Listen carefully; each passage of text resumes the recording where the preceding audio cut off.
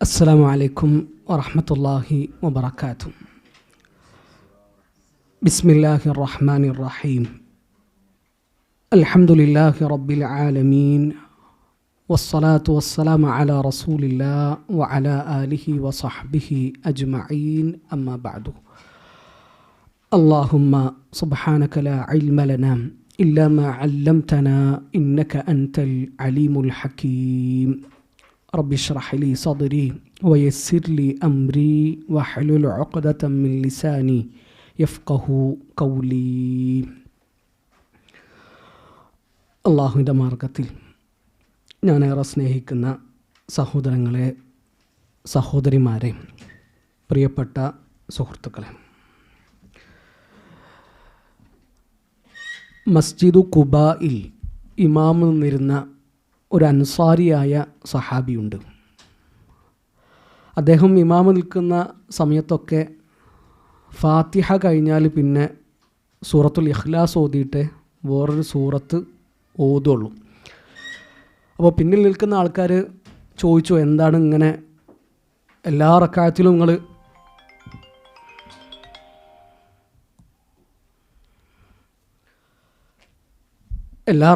നിങ്ങൾ സൂറത്തുൽ ഇഖ്ലാസ് പാരായണം ചെയ്യുന്നുണ്ടല്ലോ, ഏതെങ്കിലും ഒരു സൂറത്ത് ഓതിയാൽ പോരെ? അപ്പോൾ ആ സ്വഹാബി പറഞ്ഞു, ഞാൻ ഇമാം നിൽക്കുകയാണെങ്കിൽ ഞാൻ ഇങ്ങനെ തന്നെ ഓതുള്ളൂ, ഇനി നിങ്ങൾക്ക് പറ്റുന്നില്ല എങ്കിൽ വേറൊരാൾ നിങ്ങൾ ഇമാം നിർത്തിക്കോളി. അപ്പോൾ അവരുടെ കൂട്ടത്തിൽ ഇമാം നിൽക്കാൻ ഏറ്റവും യോഗ്യനായിട്ടുള്ള ആൾ ആ സഹാബിയാണ്.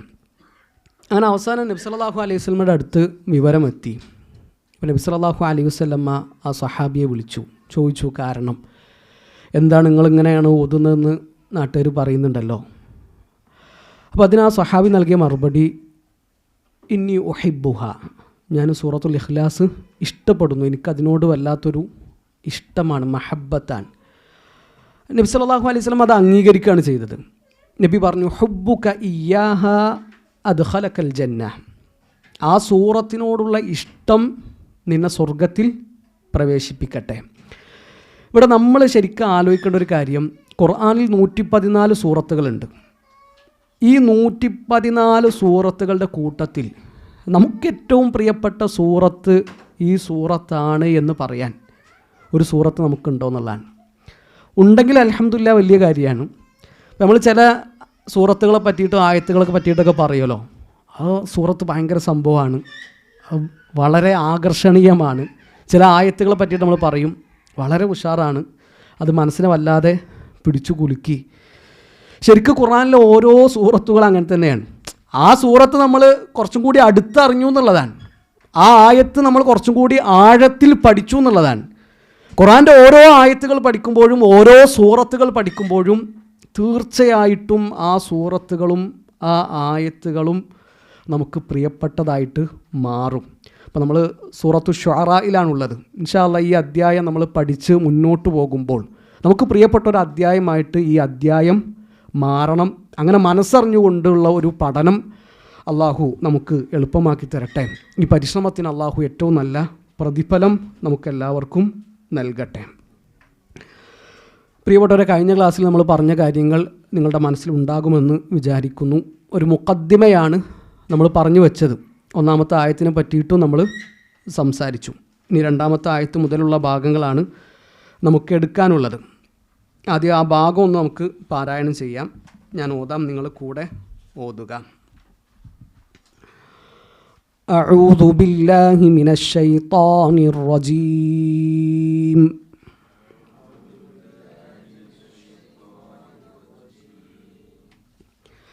ബിസ്മില്ലാഹിർ റഹ്മാനിർ റഹീം.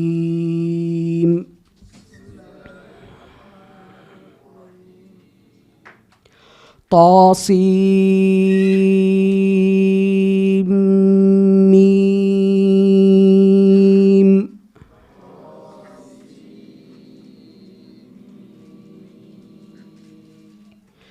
തിൽക ആയാതുൽ കിതാബിൽ മുബീൻ.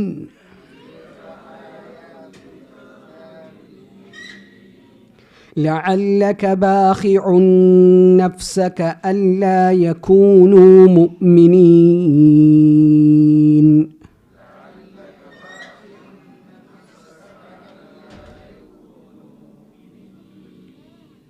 إن نشأ ننزل عليهم من السماء آية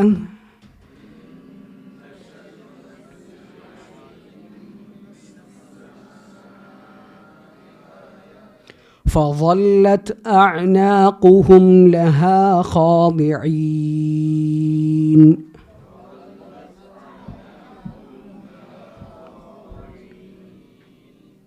അഹ്സൻതും ബാറക്കല്ലാഹു ഫീക്കും. നമ്മൾ കഴിഞ്ഞ ആയത്ത് പറഞ്ഞപ്പോൾ പറഞ്ഞിരുന്നു, എന്താണ് ആ ആയത്തിന് പറയുക? ആയത്തിനല്ല, അക്ഷരങ്ങൾക്ക് എന്താണ് പറയുക? അൽ ഹുറൂഫുൽ മുഖത്തഅ. അൽ ഹുറൂഫുൽ മുഖത്തഅ കാര്യമായിട്ട് അള്ളാഹു കൊണ്ടുവരുന്നതിൻ്റെ ഏറ്റവും പ്രധാനപ്പെട്ട ലക്ഷ്യം വെല്ലുവിളിക്കലാണ്, ശത്രുക്കളെ വെല്ലുവിളിക്കലാണ്. അതുകൊണ്ട് തന്നെ അൽ ഹുറൂഫുൽ മുഖത്തഅക്ക് ശേഷം വരുന്ന ആയത്തുകളിൽ ഖുർആനെ പറ്റിയിട്ടുള്ള പരാമർശങ്ങൾ നമുക്ക് കാണാൻ പറ്റും. 29 സൂറത്തുകളിലാണ് അൽ ഹുറൂഫുൽ മുഖത്തഅ കൊണ്ട് തുടക്കമുള്ളത്. ആ ആയത്തുകൾ കഴിഞ്ഞാൽ പിന്നെ ഖുർആനെ പറ്റിയിട്ടുള്ള പരാമർശമാണ് ഉണ്ടാവുക. ഭൂരിഭാഗം സൂറത്തുകളിലും, ഒട്ടുമിക്ക സൂറത്തുകളിലും അങ്ങനെയാണ് നമ്മൾ കാണുക. ഏകദേശം 2-3 സൂറത്തുകളെ അതല്ലാത്തത് ഉണ്ടാവുള്ളൂ. അലിഫ് ലാം മീം ദാലിക്കൽ കിതാബു ലാ റൈബ ഫീഹി. അലിഫ് ലാം മീം അല്ലാഹു ലാ ഇലാഹ ഇല്ലാ ഹുവൽ ഹയ്യുൽ ഖയ്യൂം നസ്സല അലൈക്കൽ കിതാബ് ത്വാഹ മാ അൻസൽനാ അലൈക്കൽ ഖുർആന ലിതഷ്ഖാ ഖാഫ് വൽ ഖുർആനിൽ മജീദ് യാസീൻ വൽ ഖുർആനിൽ ഹക്കീം. ഇതുപോലെ ഹുറൂഫുൽ മുഖത്തഅ കൊണ്ട് തുടങ്ങുന്ന സൂറത്തുകളിൽ ആദ്യത്തെ ആയത്തിന് ശേഷം അൽ ഹുറൂഫുൽ മുഖത്തഅക്ക് ശേഷം പിന്നെയുള്ള പരാമർശം ഖുർആനെ പറ്റിയിട്ടായിരിക്കും. ഇവിടെ സൂറത്തു ശുഅറായിൽ നമ്മളതാണ് കാണുന്നത്. 2ാമത്തെ ആയത്തിൽ അള്ളാഹു പറയുന്നത് തിൽക ആയാത്തുൽ കിതാബിൽ മുബീൻ. തിൽക ആയാത്തുൽ കിതാബിൽ മുബീൻ. എന്താണ് തിൽക ആയാത്തുൽ കിതാബിൽ മുബീൻ എന്ന് പറഞ്ഞാൽ? അവ സുവ്യക്തമായ ഗ്രന്ഥത്തിലെ സൂക്തങ്ങളാകുന്നു. അതാണ് ആയത്തിൻ്റെ അർത്ഥം. സുവ്യക്തമായ ഗ്രന്ഥത്തിലെ ആയത്തുകളാകുന്നു അവ. തിൽക ദാലിക രണ്ടുമുണ്ട്. എന്താ തിൽക്കയും ദാലിക്കയും തമ്മിലുള്ള വ്യത്യാസം? തിൽക്ക ഇത്, ദാലിക അത്. ആരാണ് അദ്ദേഹത്തോട് യോജിക്കുന്നത്? അതല്ലാത്ത അഭിപ്രായമുള്ളവരുണ്ടോ? ദാലിക മുദക്കർ. അഹ്സൻത്. ദാലിക മുദക്കറാണ്, തിൽക്ക മുഅന്നസാൻ. അല്ലേ? മുഅന്നസ് എന്ന് പറഞ്ഞാൽ സ്ത്രീലിംഗം. സ്ത്രീലിംഗത്തെ അറിയിക്കുന്നതാണെങ്കിൽ അവിടെ തിൽക്കയാണ് ഉപയോഗിക്കുക. പുല്ലിംഗത്തെ അറിയിക്കുന്നതാണെങ്കിൽ അവിടെ ദാലിക്കയുമാണ് പ്രയോഗിക്കുക. ദാലിക്കൽ കിതാബ് ലാ റൈബ ഫീ. അല്ലേ? അവിടെ കിതാബ് എന്നുള്ളത് പുല്ലിംഗമാണ്, മുദക്കറാണ്. അതുകൊണ്ടാണ് ദാലിക്കൽ കിതാബ് എന്ന് പറഞ്ഞത്. ഇവിടെ തിൽക്ക ആയാത്ത്. ആയാത്ത് എന്നുള്ളത് ആണാണോ പെണ്ണാണോ? പെണ്ണാണ്. ആയത്തുൻ എന്നതിൻ്റെ ബഹുവചനമാണ്, ജംആണ് ആയാത്ത്. അതുകൊണ്ടാണ് തിൽക്ക എന്ന് വന്നിട്ടുള്ളത്. അതാണ് തിൽക്കയും ദാലിക്കയും തമ്മിലുള്ള വ്യത്യാസം. ദാലിക്ക എന്നുള്ളത് ആണുങ്ങൾക്ക് മുദക്കറിനാണ് ഉപയോഗിക്കുക. തിൽക്ക എന്നത് സ്ത്രീകൾക്ക് സ്ത്രീലിംഗത്തിനാണ് ഉപയോഗിക്കുക. ഇനി മാത്രമല്ല, ദൂരെയുള്ള ഒന്നിനെ സൂചിപ്പിക്കാനാണ് ഈ ദാലിക്കയും തിൽക്കയൊക്കെ പറയുള്ളത്. അടുത്താണെങ്കിൽ ഹാദ ഹാദിഹി എന്നേ പറയുള്ളൂ. കുറച്ച് ദൂരെയുള്ളതിനാണ് തിൽക്ക ദാലിക്ക എന്ന് പറയുക. അപ്പോൾ ശരിക്കും ഖുർആൻ നമ്മുടെ മുമ്പിലുള്ളതല്ലേ? ഖുർആൻ നമ്മുടെ മുമ്പിൽ തന്നെ ഉണ്ടല്ലോ. പിന്നെ എന്തുകൊണ്ട് അള്ളാഹു ദാലിക്കാന്നും തിൽക്ക എന്നും പറഞ്ഞു? ഷെയ്ഖ് ഇബ്നു ഉസൈമീൻ റഹിമഹുല്ലാഹു തആല പറയുന്നുണ്ട്, അത് ഖുർആനിൻ്റെ മഹത്വത്തെയാണ് അറിയിക്കുന്നത്. അടുത്തുള്ളൊരു ഗ്രന്ഥമാണ്, പക്ഷേ അതിനെ ദൂരെയുള്ള കാര്യത്തെ സൂചിപ്പിക്കുന്ന വാക്കുകൊണ്ട് സൂചിപ്പിക്കുമ്പോൾ ആ ഖുർആനിൻ്റെ വലിപ്പത്തെയും അതിൻ്റെ മഹത്വത്തെയുമാണ് അത് അറിയിക്കുന്നത്. ഉന്നതമായ ഒരിടത്ത് നിന്ന് വന്നതാണ് ഈ ഗ്രന്ഥമെന്ന സൂചനയാണ് ആ പ്രയോഗത്തിൽ ഉള്ളത് എന്നാണ്. ഓക്കെ. അൽ കിതാബുൽ മുബീൻ. അൽ മുബീൻ വ്യക്തമായ, സുവ്യക്തമായ. അൽ കിതാബ് ഗ്രന്ഥം. അപ്പോൾ അവ ആയത്തുകളിലുള്ള വാക്കുകൾ ക്ലിയർ ആണല്ലോ. തിൽക്ക എന്ന് പറഞ്ഞാൽ അവ, ആയാത്തു എന്ന് പറഞ്ഞാൽ ആയത്തുകൾ. ആയത്തുകൾ എന്ന് പറഞ്ഞാൽ ശരിക്ക് അടയാളം, തെളിവ് എന്നൊക്കെയാണ് അർത്ഥം. ഒരു ആയത്താണെന്ന് പറഞ്ഞാൽ അത് അള്ളാഹുവിനെ അറിയിക്കുന്നതാണ്. ആയത്തുകൾ, ഖുർആനിലുള്ള ആയത്തുകൾ ഉണ്ടാകും, അതല്ലാതെ പ്രാപഞ്ചികമായ ആയത്തുകൾ ഉണ്ടാകും. ഇപ്പോൾ രാവിനെ പറ്റിയിട്ടും പകലിനെ പറ്റിയിട്ടും പറഞ്ഞപ്പോൾ ഖുർആൻ പറഞ്ഞു അത് അള്ളാഹുവിൻ്റെ ആയത്തുകളാണ്. സൂര്യനെ പറ്റിയിട്ടും ചന്ദ്രനെ പറ്റിയിട്ടും പറഞ്ഞപ്പോൾ പറഞ്ഞു അത് അള്ളാഹുവിൻ്റെ ആയത്തുകളാണ്. ഭൂമിയെ പറ്റിയിട്ടും ആകാശത്തെ പറ്റിയിട്ടും സംസാരിച്ചപ്പോൾ ഖുർആൻ പറഞ്ഞു വമിൻ ആയാത്തിഹി, അത് അള്ളാഹുവിൻ്റെ ആയത്തുകളിൽ പെട്ടതാണ്. കാരണം ഇതൊക്കെ അള്ളാഹുവിനെ അറിയിക്കുന്നുണ്ട്. ഈ സൃഷ്ടികളും അതുപോലെ തന്നെ ഖുർആനിൻ്റെ ആയത്തുകളും ഒക്കെ ആരറിയിക്കുന്നതാണ്? അള്ളാഹുവിനെ അറിയിക്കുന്നതാണ്. മാത്രമല്ല ഈ ആയത്തുകൾ എന്ന് പറഞ്ഞാൽ അത് ഇജാസ് ഉള്ളതാണ്. അത് വേറൊരാൾക്ക് കൊണ്ടുവരാൻ പറ്റില്ല. വേറൊരാൾക്ക് കൊണ്ടുവരാൻ പറ്റിയൊരു സംഗതിയാണെങ്കിൽ അതിനെന്ത് പറയൂല? ആയത്ത് എന്ന് പറയൂല. എല്ലാവർക്കും കൊണ്ടുവരാൻ പറ്റിയൊരു കാര്യമാണെങ്കിൽ അതിന് ആയത്ത് എന്ന് പറയുകയും ചെയ്യുകയില്ല. അല്ലാഹു അലം. പിന്നെ അൽ മുബീൻ, വ്യക്തമായ, ഖുർആൻ വ്യക്തമായ ഗ്രന്ഥമാണ്. അതിൽ അവ്യക്തതകളില്ല. അതുപോലെ തന്നെ അവ്യക്തമായ കാര്യങ്ങളെ വ്യക്തമാക്കുന്നതുമാണ്. വ്യക്തവുമാണ് വ്യക്തമാക്കുന്നതുമാണ് ഖുർആൻ. അബാന യുബീനു എന്ന് പറഞ്ഞാൽ വ്യക്തമാക്കുക എന്നാണ് അർത്ഥം. മുബീൻ എന്ന് പറഞ്ഞാൽ വ്യക്തമാക്കുന്നത് അല്ലെങ്കിൽ വ്യക്തത ഉള്ളത്. രണ്ടും ഖുർആനെ പറ്റിയിട്ട് പറയാവുന്നതാണ്. ഈ അൽ മുബീൻ എന്നുള്ള പദം നമുക്ക് പരിചയം ഉണ്ടാവും അല്ലേ? എവിടെയാണ് അൽ മുബീൻ? ഇതിൽ സുന്നി മദ്രസ പഠിച്ച ആൾക്കാരൊന്നുമില്ല. യാസീൻ അല്ലേ? യാസീനിൽ അൽ മുബീൻ എത്ര തവണ വന്നിട്ടുണ്ട്? 7 തവണ അൽ മുബീൻ എന്ന പദം സൂറത്തു യാസീനിൽ വന്നിട്ടുണ്ട്. സുന്നി മദ്രസയിലൊക്കെ പഠിക്കുന്ന ആൾക്കാർ ആദ്യം പഠിക്കുന്ന ഒരു സൂറത്താണ് സൂറത്തു യാസീൻ. എൻ്റെ ഉമ്മയൊക്കെ പറയലുണ്ട്, യാസീൻ ഓതിയിട്ടില്ല എങ്കിൽ അന്ന് ചോറ് കിട്ടൂല എന്നാണ്. രാത്രി ചോറ് കിട്ടണമെങ്കിൽ വല്യമ്മക്ക് യാസീൻ ഓതി കൊടുക്കണം. ഇവർ ആദ്യമായിട്ട് യാസീൻ പഠിപ്പിക്കുന്നത് എന്തിനാണ്? ഒരു കാര്യം മരിച്ചോടത്ത് ഓതാനാണ് അല്ലേ? സൂറത്ത് യാസീൻ്റെ വിഷയത്തിൽ വന്ന മുഴുവൻ ഹദീസുകളും ദഈഫാണ്. സൂറത്തു യാസീനിന് ശ്രേഷ്ഠതയുണ്ട് എന്ന് പറയുന്ന എല്ലാ ഹദീസുകളും ഒന്നുകിൽ ദഈഫാണ് അല്ലെങ്കിൽ മൗദൂ ആണ്. അപ്പോൾ നമുക്കെല്ലാവർക്കും കേട്ട് പരിചയമുള്ളൊരു ഹദീസായിരിക്കും യാസീൻ എന്നത് ഖൽബുൽ ഖുർആനാണ്, ഖുർആനിൻ്റെ ഹൃദയമാണ്. അമാനി മൗലവിയുടെ തഫ്സീറിലൊക്കെ സൂറത്ത് യാസീൻ്റെ മുമ്പിൽ ഈ ഹദീസുണ്ട്. പക്ഷേ ആ ഹദീസും ദഈഫാണ്. അതുപോലെ തന്നെ ഇഖ്റഉ മൗതാക്കും യാസീൻ, നിങ്ങളിൽ മരണാസന്നരായ ആളുകൾക്ക് നിങ്ങൾ യാസീൻ ഓതി കൊടുക്കുക എന്ന് പറഞ്ഞു. ഇനി ആ ഹദീസ് സ്വഹീഹാണെങ്കിൽ പോലും മരിച്ചോടത്ത് ഓതാനല്ല ആ ഹദീസ് തെളിവാവുക. പിന്നെ മരണം ആസന്നമായി കിടക്കുന്ന ഒരാളുടെ അടുത്ത് ഓതാനേ തെളിവാവുള്ളൂ. അത് സ്വഹീഹല്ല. ആ ഹദീസിലും ഷെയ്ഖ് വലീദ് ഇബ്നു റാഷിദ് സഈദാൻ ഹഫിളുല്ലാഹ് പറയുന്നുണ്ട്, അബൂ ഉസ്മാൻ എന്നൊരു റാവിയുണ്ട്, ആ റാവി മജ്ഹൂലാൻ. ഇപ്പോൾ ഹദീസിൻ്റെ സനദിൽ കുറേ റിപ്പോർട്ടർമാരുണ്ടാവുമല്ലോ, ആ റിപ്പോർട്ടർമാരുടെ അവസ്ഥകൾ അറിയണം. അവരാരാണ്? അവർ വിശ്വസ്തരാണോ അല്ലേ? നബിൻ്റെ പേരിൽ കളവ് പറയുന്നവരാണോ? അവർക്ക് ഹിഫ്ളിൻ്റെ ശക്തി എങ്ങനെയാണ്? ഇതൊക്കെ അറിഞ്ഞിട്ടാണ് ആ റാവിയെ പറ്റിയിട്ടുള്ള പഠനം നടക്കുക. അപ്പോൾ ഇവരെ പറ്റിയിട്ട് അബൂ ഉസ്മാൻ എന്ന റാവിയെ പറ്റിയിട്ട് അറിയില്ല. അതുകൊണ്ട് തന്നെ ആ ഹദീസ് സ്വീകാര്യമല്ല. അപ്പോൾ നമ്മൾ മനസ്സിലാക്കേണ്ട ഒരു കാര്യം, യാസീൻ്റെ വിഷയത്തിൽ വന്ന മുഴുവൻ ഹദീസുകളും ദഈഫാൻ അല്ലെങ്കിൽ മൗദൂ ആണ്. മൗദൂ എന്ന് പറഞ്ഞാൽ കെട്ടിച്ചമച്ചുണ്ടായിക്ക ഹദീസുകൾ. ഒരു ഹദീസ് ദഈഫാണെന്ന് പറഞ്ഞാൽ ദഈഫായ ഹദീസുകൾ പല തരത്തിലുണ്ട്. അതെല്ലാം ഒരേപോലെ അല്ല. കുറച്ച് ഹദീസുകൾക്ക് കടുപ്പം കൂടും, ചിലതിന് കടുപ്പം കുറയും. ദഈഫായ ഹദീസുകളുടെ കൂട്ടത്തിലെ ഏറ്റവും അപകടകരമായ ഹദീസാണ് മൗദൂ ആയ ഹദീസ്. അൽ കദിബുൽ മുഖ്തലഖുൽ മസ്നൂഉ അൽ മൻസൂബു ഇല നബി സല്ലല്ലാഹു അലൈഹി വസല്ലം, നബി സല്ലല്ലാഹു അലൈഹി വസല്ലമിലേക്ക് ചേർക്കപ്പെട്ട കളവിനെയാണ് മൗദൂ എന്ന് പറയുന്നത്. മൗദൂ ആയ ഹദീസ് റിപ്പോർട്ട് ചെയ്യണമെങ്കിൽ അത് മൗദൂ ആണെന്ന് പറഞ്ഞിട്ടേ റിപ്പോർട്ട് ചെയ്യാൻ പറ്റുള്ളൂ, അല്ലാതെ റിപ്പോർട്ട് ചെയ്യൽ ഹറാമാണ്. മൗദൂ ആയ ഒരു ഹദീസ് മൗദൂ ആണ്, അത് കള്ള ഹദീസാണെന്ന് പറയാൻ വേണ്ടിയിട്ട് എന്ത് ചെയ്യാൻ പാടുള്ളൂ? റിപ്പോർട്ട് ചെയ്യാൻ പാടുള്ളൂ. അല്ലാതെ ഒരാളത് റിപ്പോർട്ട് ചെയ്യൽ ഹറാമാണ് എന്ന് ഇമാം നവവി റഹിമഹുല്ലാഹ് ഒക്കെ പറയുന്നത് നമുക്ക് കാണാൻ പറ്റും. ഓക്കെ, ഏതായാലും ഇവിടെ അള്ളാഹു പറയാണ്, തിൽക ആയാത്തുൽ കിതാബിൽ മുബീൻ, സ്പഷ്ടമായ വ്യക്തമായ ഗ്രന്ഥത്തിലെ ആയത്തുകളാകുന്നു അവ. അപ്പോൾ ഖുർആൻ വ്യക്തമാണ്, എല്ലാ കാര്യങ്ങളെയും വ്യക്തമാക്കുന്നതുമാണ് ഖുർആൻ. ഖുർആനിൽ ഇല്ലാത്ത എന്തെങ്കിലും കാര്യങ്ങളുണ്ടോ? ഒന്നുമില്ല, ഖുർആനില്ലാത്ത ഒന്നുമില്ല. ഓക്കെ, നിസ്കാരം എത്ര റക്അത്തുകളാണ്? ളുഹർ 4 അസ്ർ 4 മഗ്രിബ് 3 സുബഹി 2. ഇത് ഖുർആനിലുണ്ടോ?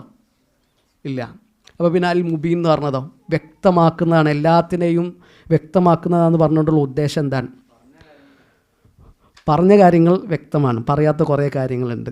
ഓക്കെ, അവിടെ നമ്മൾ മനസ്സിലാക്കേണ്ട ഒരു കാര്യം, ഖുർആൻ വ്യക്തമാക്കുന്നു പറഞ്ഞാൽ 2 നിലക്കാണ് ഖുർആൻ എന്ത് ചെയ്യുക? ഒരു സംഗതി വ്യക്തമാക്കുക. ഒന്ന് ആ സംഗതിയെ പറ്റിയിട്ട് തന്നെ വിശദമായിട്ട് നമുക്ക് പറഞ്ഞു തരും. എന്താണോ ആ സംഗതി അതിനെ പറ്റിയിട്ട് തന്നെ വിശദീകരിച്ചിട്ട് നമുക്ക് കാര്യങ്ങൾ പറഞ്ഞു തരും. അതല്ല എങ്കിൽ വിശദമായിട്ട് ആ സംഗതിയെ അറിയാനുള്ള മാർഗം എന്താണോ അത് നമുക്ക് പഠിപ്പിച്ചു തരുന്നതാണ്. ഷെയ്ഖ് മുഹമ്മദ് ബിൻ സാലിഹ് അൽ ഉസൈമീൻ റഹിമഹുല്ലാഹു തആല പങ്കുവെക്കുന്ന വളരെ രസകരമായൊരു അനുഭവമുണ്ട്. മുഹമ്മദ് അബ്ദു അദ്ദേഹത്തിൻ്റെ ഒരു അനുഭവമാണ്. അദ്ദേഹം ഫ്രാൻസിലൊരു റെസ്റ്റോറൻറ്റിൽ ഭക്ഷണം കഴിക്കാൻ കയറിയതാണ്.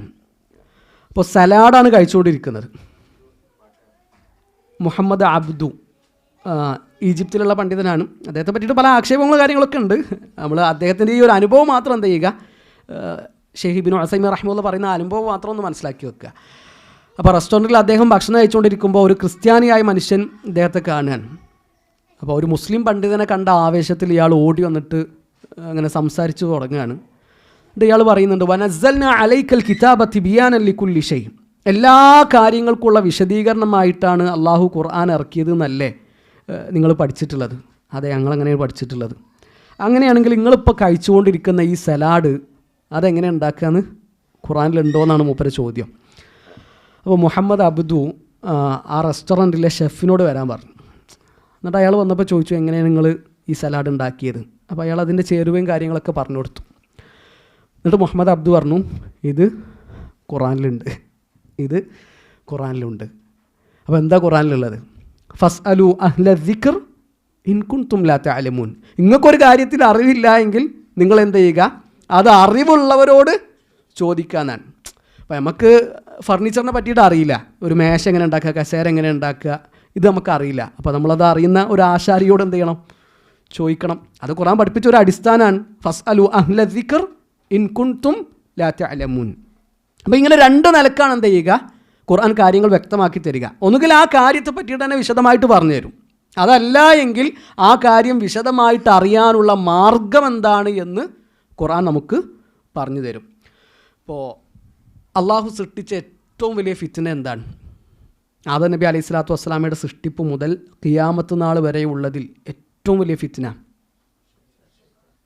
ഷെയ്ത്താൻ, ദജ്ജാൽ. ഓക്കെ, ദജ്ജാലാണ് അല്ലേ. മാ ബൈന ഖൽഖി ആദമ ഇലാ ഖിയാമിസ് സാഅ അംറുൻ അക്ബറു മിന ദജ്ജാൽ. ആദം നബിയുടെ സൃഷ്ടിപ്പ് മുതൽ ഖിയാമത്ത് നാൾ വരെ ദജ്ജാലിനേക്കാളും വലിയൊരു ഫിത്ന ഇല്ല എന്നാണ് പറഞ്ഞിട്ടുള്ളത്. അള്ളാഹു ആ ഫിത്നയിൽ നമ്മളെ കാത്തു രക്ഷിക്കട്ടെ. എന്നാൽ ദജ്ജാലിനെ പറ്റിയിട്ടുള്ള എന്തെങ്കിലും പരാമർശങ്ങൾ ഖുർആനിലുണ്ടോ? സൂറത്തുൽ കഹ്ഫിൽ ദജ്ജാലിനെ പറ്റിയിട്ടുള്ള പരാമർശം ഉണ്ടോ? ഉണ്ടോ? ഇല്ല. ദജ്ജാലിനെ പറ്റിയിട്ട് എവിടെ പറഞ്ഞിട്ടുള്ളൂ? ഹദീസിലേ വന്നിട്ടുള്ളൂ. എല്ലാ നബിമാരും താക്കീത് നൽകിയ വിഷയമാണ് മസീഹു ദജ്ജാൽ. മസീഹു ദജ്ജാലിനെ പറ്റിയിട്ട് മുന്നറിയിപ്പ് നൽകാത്ത ഒരു നബിയും കടന്നു പോയിട്ടില്ല, ഒരു റസൂലും ഉണ്ടായിട്ടില്ല. ആ ദജ്ജാലിനെ പറ്റിയിട്ടുള്ള പരാമർശം എവിടെ ഇല്ല? ഖുർആനിലില്ല. അപ്പോൾ ഖുർആനിൽ എല്ലാം ഉണ്ടെന്ന് പറഞ്ഞാൽ എല്ലാ കാര്യങ്ങളും വിശദമായിട്ട് പറഞ്ഞു തരുന്ന ഒരു ഗ്രന്ഥമായിരിക്കില്ല ഖുർആൻ. അങ്ങനെ വിശദമായിട്ട് പറഞ്ഞു തരുന്ന വിഷയങ്ങളുണ്ടാകും. അതല്ല എങ്കിൽ വിശദമായിട്ട് നമുക്ക് അറിയാനുള്ള മാർഗ്ഗങ്ങളും ഖുർആൻ പറഞ്ഞു തരും. അതാണ് അൽ കിതാബുൽ മുബീൻ എന്നതുകൊണ്ടുള്ള ഉദ്ദേശം എന്ന് നമ്മൾ മനസ്സിലാക്കുക.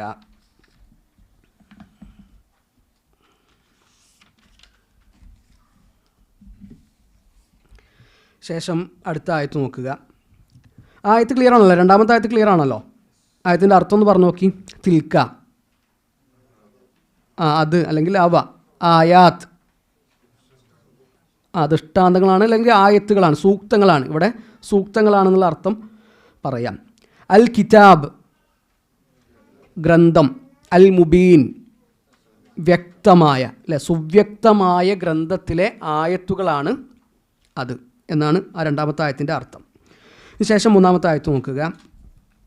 ലഅല്ലക ബാഖിഉൻ നഫ്സക അല്ലാ യകൂനൂ മുഅ്മിനീൻ.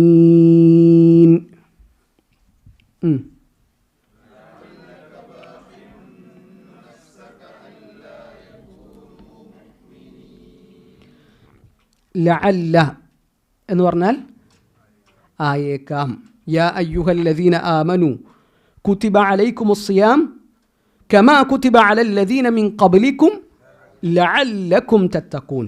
അല്ലേ, ലഅല്ല എന്ന് പറഞ്ഞാൽ ആയേക്കാം. എന്നാൽ ഖുർആനിൽ വരുന്ന ലഅല്ലക്ക് പല അർത്ഥങ്ങളുണ്ട്. അവിടെ ലഅല്ല എന്ന് പറഞ്ഞാൽ ആയേക്കാം എന്ന് പറഞ്ഞാൽ നോമ്പെടുത്താൽ ചിലപ്പോൾ തക്കുള്ളവർ ആയേക്കാം എന്നല്ല അവിടെ ഉദ്ദേശം. നോമ്പെടുക്കേണ്ട വിധത്തിൽ നിങ്ങൾ നോമ്പെടുത്തിട്ടുണ്ടെങ്കിൽ ഉറപ്പായിട്ടും നിങ്ങൾ തഖ്വയുള്ളവരായേക്കാം. ആ ആയേക്കാം എന്നുള്ളൊരു സാധ്യത പറയല, ഉറപ്പിച്ച് പറയലാണ്. ഇവിടെ ലഅല്ലയുടെ അർത്ഥം എന്താണെന്ന് വെച്ചാൽ അള്ളാഹുവിൻ്റെ റസൂലിനോടുള്ളൊരു കാരുണ്യം, ആർദ്രത അത് അള്ളാഹു പ്രകടിപ്പിക്കുകയാണ്. അതിനുശേഷമുള്ള ഭാഗങ്ങൾ പറയുമ്പോൾ നമുക്ക് മനസ്സിലാക്കും. ലഅല്ലക നബിയെ നിങ്ങളായേക്കാം, നബിയെ നിങ്ങൾ ആയേക്കാം. ലഅല്ലക എന്ന് പറഞ്ഞാൽ നീ ആയേക്കാം. ബാഖിഉൻ ബഖഅ യബ്ഖഉ എന്ന് പറഞ്ഞാൽ സ്വയം കൊല്ലുക അല്ലെങ്കിൽ സ്വയം അപകടപ്പെടുത്തുക എന്നാണ് അർത്ഥം. ബഖഅ യബ്ഖഉ എന്ന് പറഞ്ഞാൽ, ബാഖിഉൻ എന്ന് പറഞ്ഞാൽ സ്വയം കൊല്ലുന്നവൻ, സ്വയം അപകടം വരുത്തി വെക്കുന്നവൻ. ഈ ആത്മഹത്യക്കൊക്കെ സ്വയം ആത്മഹത്യ പിന്നെ സ്വയം തന്നെയാണ്. സ്വയം ഒരാൾ കൊല്ലുന്നതിന് എന്ത് പറയും? ബഖഅ എന്ന് പറയും. അങ്ങനെ കൊല്ലുന്നവനെ ബാഖിഉൻ എന്ന് പറയും. അപ്പം ലഅല്ലക ബാഖിഉൻ നബിയെ നിങ്ങൾ സ്വയം കൊല്ലുന്നവനായേക്കാം, സ്വയം അപകടപ്പെടുത്തുന്നവനായേക്കാം. എന്തിനെ? നഫ്സക നിങ്ങളുടെ നഫ്സിനെ. നഫ്സ് എന്ന് പറഞ്ഞാൽ റൂഹിന് നഫ്സ് എന്ന് പറയലുണ്ട്, ആത്മാവിന് നഫ്സ് എന്ന് പറയലുണ്ട്. അതുപോലെ തന്നെ ആത്മാവും ശരീരവുമുള്ള നമ്മുടെ ബോഡിക്ക് നഫ്സ് എന്ന് പറയലുണ്ട്. അതുപോലെ തന്നെ അറബിയിൽ രക്തത്തിന് നഫ്സ് എന്ന് പറയാറുണ്ട്. അപ്പോൾ ഇവിടെ ഉദ്ദേശം നബി സല്ലല്ലാഹു അലൈഹി വസല്ലമയുടെ ജീവൻ എന്ന ഉദ്ദേശത്തിലാണ് നഫ്സ് എന്ന് പറയുന്നത്. അപ്പോൾ നിങ്ങൾ നിങ്ങളുടെ ജീവൻ അപകടപ്പെടുത്തുന്നവനായേക്കാം. എന്ത് കാരണത്താൽ? അല്ലാ യകൂനു മുഅ്മിനീൻ, അവർ മുഅ്മിനീങ്ങളാകുന്നില്ല, അവർ ഈമാനുള്ളവരാകുന്നില്ല എന്ന കാരണത്താൽ. ആരാണ് ഈ അവർ? മക്കക്കാർ, നബി സല്ലല്ലാഹു അലൈഹി വസല്ലമയുടെ നാട്ടുകാർ, നബിയുടെ അഭിസംബോധകർ. അവർ ഈമാനുള്ളവരാകുന്നില്ല എന്ന കാരണം കൊണ്ട് നിങ്ങൾ നിങ്ങളെ തന്നെ അപകടപ്പെടുത്തുന്നവനായേക്കാം. മുഅ്മിൻ എന്ന് പറഞ്ഞാൽ വിശ്വസിച്ചവൻ, ഈമാനുള്ളവൻ. ആ മുഅ്മിനുൻ എന്ന പദത്തിൻ്റെ ബഹുവചനമാണ് മുഅ്മിനൂൻ. ഇവിടെ പിന്നെ മുഅ്മിനീൻ എന്ന് പറയാൻ ഗ്രാമറിലുള്ള ചില നിയമങ്ങളാണ്, നമ്മൾ അങ്ങോട്ട് പോകുന്നില്ല. അപ്പോൾ ആയത്തിൻ്റെ അർത്ഥം ഒന്നുകൂടി നോക്കുക. ലഅല്ലക ബാഖിഉൻ നഫ്സക അല്ലാ യകൂനു മുഅ്മിനീൻ, നബിയെ നിങ്ങളുടെ ജനത ഈമാനുള്ളവരാകാത്തതിൻ്റെ പേരിൽ നിങ്ങൾ നിങ്ങളെ തന്നെ അപകടപ്പെടുത്തുന്നവനായേക്കാം. അതിൻ്റെ ആവശ്യം ഇല്ല എന്നാണ് ഈ ആയത്തിലൂടെ അള്ളാഹുവിൻ്റെ റസൂൽ സല്ലല്ലാഹു അലൈഹി വസല്ലമയെ പഠിപ്പിക്കുന്നത്. അപ്പോൾ ഇവിടെ ശരിക്കും നമ്മൾ കാണുന്നത് അള്ളാഹുവിൻ്റെ റസൂൽ സല്ലല്ലാഹു അലൈഹി വസല്ലമയോടുള്ള ആർദ്രതയും കാരുണ്യവുമാണ്. നബി നിങ്ങളെ ഞാൻ ഏൽപ്പിച്ച പണി എന്താണ്? ഇത് എത്തിച്ചു കൊടുക്കുക എന്നുള്ളതാണ്. അത് എത്തിച്ചു കൊടുത്താൽ പിന്നെ നിങ്ങളുടെ ഡ്യൂട്ടി കഴിഞ്ഞു. പിന്നെ അവർ വിശ്വസിക്കാത്തതിൻ്റെ പേരിൽ, അവർക്ക് ഈമാൻ ഇല്ലാത്തതിൻ്റെ പേരിൽ നിങ്ങൾ ടെൻഷൻ അടിക്കേണ്ട ആവശ്യമില്ല. നിങ്ങൾ അതിൻ്റെ പേരിൽ നിങ്ങളെ സ്വയം നശിപ്പിക്കേണ്ട കാര്യമില്ല എന്നാണ്. അപ്പോൾ ഇത് ശരിക്കും നബി സല്ലല്ലാഹു അലൈഹി വസല്ലമക്കുള്ള സമാധാനമാണ്, നബിയെ ആശ്വസിപ്പിക്കുകയാണ്. ഒരു പ്രബോധകൻ മനസ്സിലാക്കേണ്ട ഏറ്റവും വലിയ അടിസ്ഥാനങ്ങളിൽ ഒന്നുകൂടിയാണിത്. നമ്മൾ ഒരാളോടൊരു കാര്യം പറഞ്ഞു, അയാളത് അനുസരിച്ചില്ല, അയാളത് സ്വീകരിച്ചില്ല, അതിൻ്റെ പേരിൽ നമുക്ക് എന്തിൻ്റെ ആവശ്യമില്ല? വിഷമിക്കേണ്ട ആവശ്യമില്ല, നമ്മൾ ദുഃഖിക്കേണ്ട ആവശ്യമില്ല. കാരണം അവരുടെ മനസ്സ് മാറ്റുക എന്നുള്ളത് ആരുടെ പണിയാണ്? അള്ളാഹുവിൻ്റെ പണിയാണ്. നമ്മളെ ഡ്യൂട്ടി എന്താണ്? അത് എത്തിച്ചു കൊടുക്കുക എന്നുള്ളതാണ്. ഫദക്കിർ ഇന്നമാ അൻത മുദക്കിർ ലസ്ത അലൈഹിം ബിമുസൈത്തിർ, നബിയെ നിങ്ങളത് എത്തിച്ചു കൊടുക്കുക, നിങ്ങൾ ഉത്ബോധകനാണ്, നിങ്ങളൊരു ഉത്ബോധകൻ മാത്രമാണ്. ലസ്ത അലൈഹിം ബിമുസൈത്തിർ, അവരുടെ മേൽ അധികാരം ചെലുത്താൻ അള്ളാഹു നിങ്ങളെ ഏൽപ്പിച്ചിട്ടില്ല. അങ്ങനെ അവർ വിശ്വസിക്കാത്തതിൻ്റെ പേരിൽ നിങ്ങൾ ദുഃഖിക്കേണ്ട കാര്യമില്ല, വിഷമിക്കേണ്ട കാര്യമില്ല എന്നാണ്. നാളെ ആഖിറത്തിൽ നബിമാർ വരിക അവരുടെ ഉമ്മത്തിൻ്റെ കൂടെയാണ്. അപ്പോൾ വലിയൊരു കൗമിനെ, ജനതയെ മുഹമ്മദ് നബി സല്ലല്ലാഹു അലൈഹി വസല്ലമ കാണും. അപ്പോൾ നബി സല്ലല്ലാഹു അലൈഹി വസല്ലമ വിചാരിക്കും ഇത് എൻ്റെ ഉമ്മത്താണ്. അപ്പോൾ മുഹമ്മദ് നബി സല്ലല്ലാഹു അലൈഹി വസല്ലമയോട് പറയപ്പെടും ഹാദാ മൂസ വ ഖൗമുഹു, ഇത് മൂസാ നബിയുടെ ജനതയുമാണ്. കുറച്ച് കഴിഞ്ഞാൽ അതിനേക്കാളും വലിയൊരു ടീം വരും. അവരാണ് അള്ളാഹുവിൻ്റെ റസൂൽ സല്ലല്ലാഹു അലൈഹി വസല്ലമയുടെ ഉമ്മത്ത്. ഏറ്റവും വലിയ ഉമ്മത്ത് ഏതാണ്? നബിൻ്റെ ഉമ്മത്താണ്. കാരണം ഓരോ നബിമാരും നിയോഗിക്കപ്പെട്ടിട്ടുള്ളത് അവരുടെ ജനതയിലേക്കാണ്. യഹൂദ് നബി ആദ് സമൂഹത്തിലേക്കാണ്, സാലിഹ് നബി സമൂദ് സമൂഹത്തിലേക്കാണ്, അതുപോലെ തന്നെ ലൂത്ത് നബിയുടെ ജനതയിലേക്കാണ്, മൂസാ നബി ബനു ഇസ്രായേലുകാരിലേക്കാണ്, ഈസാ നബി ബനു ഇസ്രായേലുകാരിലേക്കാണ്. ഇവർക്കൊക്കെ പ്രത്യേക ജനവിഭാഗങ്ങളുണ്ട്. അതുകൊണ്ട് തന്നെ അവരുടെ കൗമ അത്ര വലുപ്പം ഉണ്ടാവുള്ളൂ. എന്നാൽ അള്ളാഹുവിൻ്റെ റസൂൽ സല്ലല്ലാഹു അലൈഹി വസല്ലമ നിയോഗിക്കപ്പെട്ടുള്ള മുഴുവൻ ജനങ്ങളിലേക്കുമാണ്. അതുകൊണ്ട് തന്നെ ഏറ്റവും വലിയ ഉമ്മത്ത് അള്ളാഹുവിൻ്റെ റസൂൽ സല്ലല്ലാഹു അലൈഹി വസല്ലമയുടെ ഉമ്മത്തായിരിക്കും. അത് ആ ഹദീസ് നമുക്ക് കാണാൻ പറ്റും. കാലങ്ങളോളം ദഅവത്ത് നടത്തിയിട്ട് ചില നബിമാരുടെ കൂടെ രണ്ടാൾക്കാരായിരിക്കും, ചില നബിമാരുടെ കൂടെ ഒരാളായിരിക്കും ഉണ്ടാവുക. വ നബിയുൻ ലൈസ മഅഹു അഹദ്, എന്നാൽ ചില നബിമാരുടെ കൂടെ ഒരാൾ പോലും ഉണ്ടാവില്ല എന്നാണ്. അള്ളാഹുവിൻ്റെ ദീനിലേക്ക് ക്ഷണിച്ചിട്ട് ഒരാളെപ്പോലും കിട്ടാത്ത നബിമാർ നാളെ ആഖിറത്തിൽ ഉണ്ടാകും. അപ്പോൾ നബിമാരുടെ ഡ്യൂട്ടി എന്താണെന്ന് വെച്ചാൽ ഇത് എത്തിച്ചു കൊടുക്കലാണ്. ബാക്കി അവരുടെ മനസ്സും കാര്യങ്ങളൊക്കെ നന്നാക്കൽ അള്ളാഹുവിൻ്റെ അടുക്കലാണ്. ഹിദായത്ത് എന്നുള്ള അള്ളാഹുവിൻ്റെ അടുക്കൽ. അത് എപ്പോഴാണ് അള്ളാഹു ഉദ്ദേശിക്കുന്നത് അപ്പോൾ ഒരാൾക്ക് കൊടുക്കും. അത് നബിമാർ വിചാരിച്ച് നടക്കുന്ന ഒരു കാര്യമല്ല. അബൂ താലിബിൻ്റെ അരികിൽ വെച്ചിട്ട് കണ്ണീരോടുകൂടി നബി പറയുന്നുണ്ട്, യാ കുല്ല ഇലാഹ ഇല്ലല്ലാ, നിങ്ങളൊന്നും ലാ ഇലാഹ ഇല്ലല്ലാഹ് പറയും.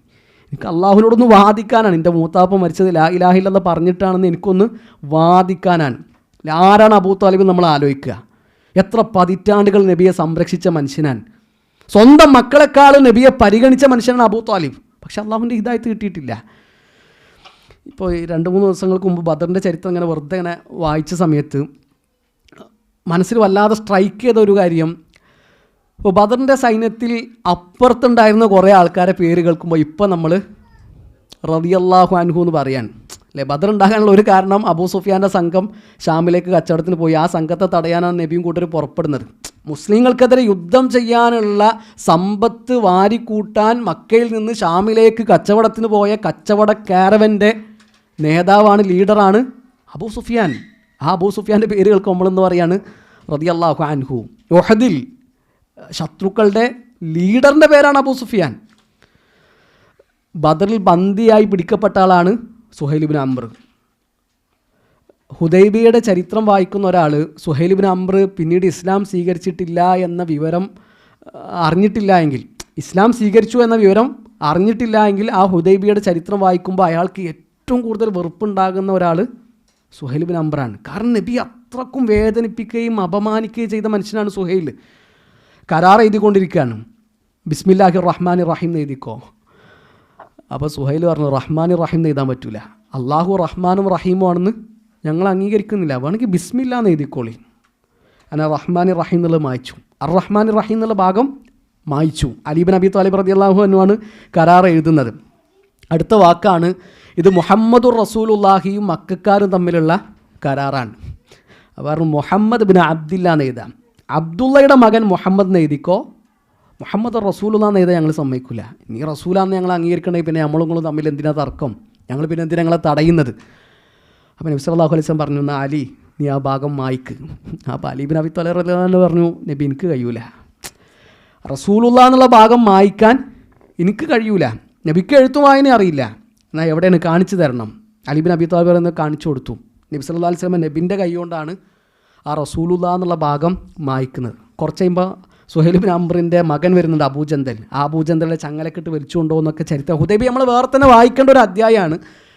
അപ്പോൾ ആ ചരിത്രം ശരിക്കും വായിക്കുമ്പോൾ സുഹൈൽ ഇബ്നു അംർ പിന്നീട് ഇസ്ലാം സ്വീകരിച്ചിട്ടുണ്ട് എന്നുള്ള വിവരം അറിയാത്ത ഒരാളാണെങ്കിൽ അയാൾക്ക് സുഹൈൽ ഇബ്നു അംറിനോട് ഉണ്ടാകുന്ന വെറുപ്പും ശത്രുതയും വളരെ വലുതായിരിക്കും. പക്ഷേ ആ സുഹൈലിൻ്റെ പേര് കേൾക്കുമ്പോൾ നമ്മൾ പറയാണ് റളിയല്ലാഹു അൻഹു. മക്ക വിജയത്തിന് അള്ളാഹുവിൻ്റെ റസൂൽ സല്ലല്ലാഹു അലൈഹി വസല്ലം മദീനയിൽ നിന്ന് പുറപ്പെടുകയാണ്. അപ്പോൾ നബി സല്ലല്ലാഹു അലൈഹി വസല്ലം സഹാബിമാർക്ക് ഒരു 10 ആളുടെ ലിസ്റ്റ് കൊടുത്തിട്ടുണ്ട്. ആ 10 ആളെ എവിടെ വെച്ചിട്ടാണോ കാണുന്നത് അവിടെ വെച്ചിട്ട് തീരുമാനാക്കണം, കണ്ടെടുത്ത് വെച്ചിട്ട് കൊല്ലണം അവരെ. കാരണം അത്രക്കും ഇസ്ലാമിനെയും മുസ്ലിങ്ങളെയും ഉപദ്രവിച്ചവരാണവർ. ആ 10 ആൾക്കാരുടെ ലിസ്റ്റിൽ ഒരാളുടെ പേര് ഇക്രിമത്ത് ബിൻ അബി ജഹൽ എന്നാണ്. അബൂജഹലിൻ്റെ മകൻ ഇക്രിമ. ഇന്ന് ഇക്രിമ റളിയല്ലാഹു അൻഹു നമ്മൾ പറയുന്നത്. റളിയല്ലാഹു അൻഹു എന്ന് പറഞ്ഞാൽ ഇക്രിമക്ക് വേണ്ടിയിട്ട് നമ്മൾ പ്രാർത്ഥിക്കുകയാണ്. അതാണ് ഹിദായത്ത് എന്ന് പറയുന്നത്. അത് അള്ളാഹു കൊടുക്കുന്നതാണ്. ഇതൊന്നും ഒരിക്കലും നന്നാവില്ല, ഓനോടൊന്നും എത്ര പറഞ്ഞിട്ട് കാര്യമില്ല എന്ന് പറയേണ്ടത് നമ്മളല്ല. നമ്മൾ പറയാൻ അള്ളാഹു നമ്മളെ ഏൽപ്പിച്ചു, നന്നാക്കാൻ നമ്മളെ ഏൽപ്പിച്ചിട്ടില്ല. നന്നാക്കുന്നവൻ അള്ളാഹുവാണ്. ഇന്നക ലാ തഹ്ദീ മൻ അഹ്ബബ്ത വലാകിന്ന അല്ലാഹ യഹ്ദീ മൻ യശാ. അള്ളാഹുവിൻ്റെ റസൂൽ, നിങ്ങൾ വിചാരിക്കുന്നവർക്കൊക്കെ ഹിദായത്ത് കൊടുക്കാൻ നിങ്ങൾക്ക് കഴിയൂല, ഹിദായത്ത് കൊടുക്കുന്നവൻ അള്ളാഹുവാണ്. അപ്പോൾ അതാണ്, ആ ഒരു ആശയമാണ് ഒരു പ്രബോധകൻ തിരിച്ചറിയേണ്ട ഏറ്റവും വലിയൊരു അടിസ്ഥാനമാണ്. ലഅല്ലക ബാഖിഉൻ നഫ്സക അല്ലാ യകൂനു മുഅ്മിനീൻ എന്ന സൂറത്ത് ശുഅറായിലെ 3-ാമത്തെ ആയത്തിലൂടെ അള്ളാഹുവിൻ്റെ റസൂൽ സല്ലല്ലാഹു അലൈഹി വസല്ലമയെയും നമ്മളെയും പഠിപ്പിക്കുന്നത്. ക്ലിയർ ആണല്ലോ? ലഅല്ലക നീ ആയേക്കാം, ബാഖിഉൻ നഫ്സക സ്വയം അപകടപ്പെടുത്തുന്നവൻ, നിൻ്റെ നഫ്സിനെ സ്വയം അപകടപ്പെടുത്തുന്നവനായേക്കാം. അല്ലാ യകൂനു അവർ ആകാത്തതിൻ്റെ പേരിൽ. കാന യകൂനു എന്ന് പറഞ്ഞാൽ ആയിരുന്നു, ആകുന്നു എന്നൊക്കെയാണ് അർത്ഥം. അതാണ് അള്ളാഹുവിനെ പറ്റി പറഞ്ഞപ്പോൾ അള്ളാഹു പറഞ്ഞത് ഇന്നമ അംറുഹു ഇദാ അറാദ ഷൈഅൻ അൻ യഖൂല ലഹു കുൻ ഫയകൂൻ. കുൻ എന്ന് പറഞ്ഞാൽ ഉണ്ടാക്, ആക്. അള്ളാഹുവിന് അത്രയേ ഉള്ളൂ. ഒരു കാര്യം നടക്കണമെങ്കിൽ കുൻ എന്ന് പറഞ്ഞാൽ അത് ഉണ്ടാകും. ആണ് കാന യക്കൂൻ എന്ന് പറഞ്ഞാൽ ആയിരുന്നു, ആകുന്നു എന്നൊക്കെയാണ് അർത്ഥം. അല്ലാ യക്കൂനു അവരാകുന്നില്ല, മുഅ്മിനീൻ ഈമാനുള്ളവർ, അവർ ഈമാനുള്ളവരാകുന്നില്ല എന്നതിൻ്റെ പേരിൽ നബി സല്ലല്ലാഹു അലൈഹി വസല്ലമയോട് അള്ളാഹു പറയാണ്, നിങ്ങളെ തന്നെ നശിപ്പിക്കേണ്ടതില്ല, നിങ്ങളെ തന്നെ അപകടപ്പെടുത്തേണ്ടതില്ല. അല്ലാഹു അലം. ഇനി അടുത്ത ആയത്ത് നോക്കുക, 4-ാമത്തെ ആയത്ത്. ഇൻ നശഅ നുനസ്സിൽ അലൈഹിം മിനസ് സമാഇ ആയതൻ ഫളല്ലത് അഅനാഖുഹും ലഹാ ഖാദിഈൻ.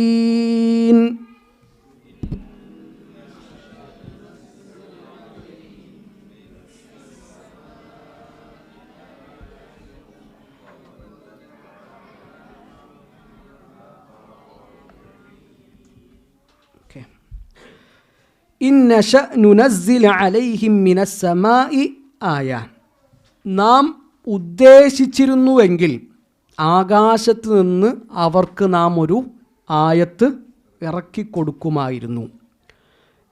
ഷാ യഷാഉ എന്ന് പറഞ്ഞാൽ ഉദ്ദേശിക്കുക അല്ലെ. ഇൻഷാ അല്ലാ, ഇൻഷാ അല്ലാ, ഇൻ ഷാ അല്ലാ. ചില ആൾക്കാർ ഇൻഷാ അല്ലാ എന്ന് എഴുതുമ്പോൾ രണ്ട് വാക്കായിട്ടാണ് എഴുതുക. ഇൻഷാ ഒരു വാക്കും അല്ലാ വേറൊരു വാക്കുമായിട്ട് എഴുതുക. ശരിക്കും 3 വാക്കുകളാണ്, 3 പദങ്ങളാണ്. ഇൻ ഷാ അല്ലാ, അള്ളാഹു ഉദ്ദേശിക്കുകയാണെങ്കിൽ. ഭാവിയിലൊരു കാര്യം ചെയ്യുമെന്ന് പറയുമ്പോൾ നമ്മൾ ഇൻഷാ അല്ലാന്ന് പറയണം. ഒരാൾ ഇൻഷാ അല്ലാ പറഞ്ഞിട്ടില്ലെങ്കിലോ അയാൾ കുറ്റക്കാരനാവോ? ഞാൻ നാളെ എന്തായാലും ചെയ്യുമെന്ന് പറഞ്ഞു, ഇൻഷാ അല്ലാ ഒന്നും പറഞ്ഞിട്ടില്ല, കുറ്റക്കാരനാവോ? വലാ തഖൂലന്ന ലിശൈഇൻ ഇന്നി ഫാഇലുൻ ദാലിക ഗദാ ഇല്ലാ അയ്യശാ അല്ലാ. അള്ളാഹുവിൻ്റെ റസൂൽ സല്ലല്ലാഹു അലൈഹി വസല്ലമക്ക് അള്ളാഹു കൊടുക്കുന്ന നിർദ്ദേശമാണത്. നാളെ ഒരു കാര്യം ചെയ്യുമെന്ന് പറയുമ്പോൾ അതിൻ്റെ കൂടെ നീ എന്ത് ചെയ്യണം? അള്ളാഹുവിൻ്റെ മശിയത്ത്, അള്ളാഹു ഉദ്ദേശിക്കുകയാണെങ്കിൽ എന്നുള്ള കൂടി ചേർത്ത് പറയണം ഞാൻ. എന്നാൽ വല്ലാഹു ആലം, ഒരാളത് പറഞ്ഞിട്ടില്ല അല്ലെങ്കിൽ മറന്നുപോയി, അതുകൊണ്ട് എന്താവില്ല, അയാൾ കുറ്റക്കാരനാവൂല. ഷെയ്ഖ് അബ്ദുൽ കരീം അൽ ഖുദൈർ ഹഫ്ളുള്ളയോട് ഈ ചോദ്യം ചോദിക്കുന്നുണ്ട്. ഒരാൾ ഇൻഷാ അല്ലാ പറഞ്ഞിട്ടില്ലെങ്കിൽ അയാൾ കുറ്റക്കാരനാവുമെന്ന്. അപ്പോൾ കുറ്റക്കാരനാവൂല എന്നുള്ളതാണ്. എന്നാൽ ഒരാൾ ഇൻഷാ അല്ലാ എന്ന് പറയുമ്പോൾ അയാൾക്ക് 2 മെച്ചങ്ങളാണ്. ഒരു കാര്യം ഭാവിയിൽ ചെയ്യുമെന്ന് പറഞ്ഞിട്ട് ഇൻഷാ അല്ലാന്ന് കൂടി അയാൾ ചേർത്ത് പറയുമ്പോൾ അത് മനസ്സറിഞ്ഞുകൊണ്ട് പറയണം. വെറുതെ നമ്മളിങ്ങനെ ഒരു ഒഴുക്കിൽ ഇൻഷാ അല്ലാ എന്ന് പറഞ്ഞ് പോകുന്നതല്ല. മനസ്സറിഞ്ഞുകൊണ്ട് ഇൻഷാ അല്ലാ പറയുകയാണെങ്കിൽ 2 കാര്യങ്ങളാണ്.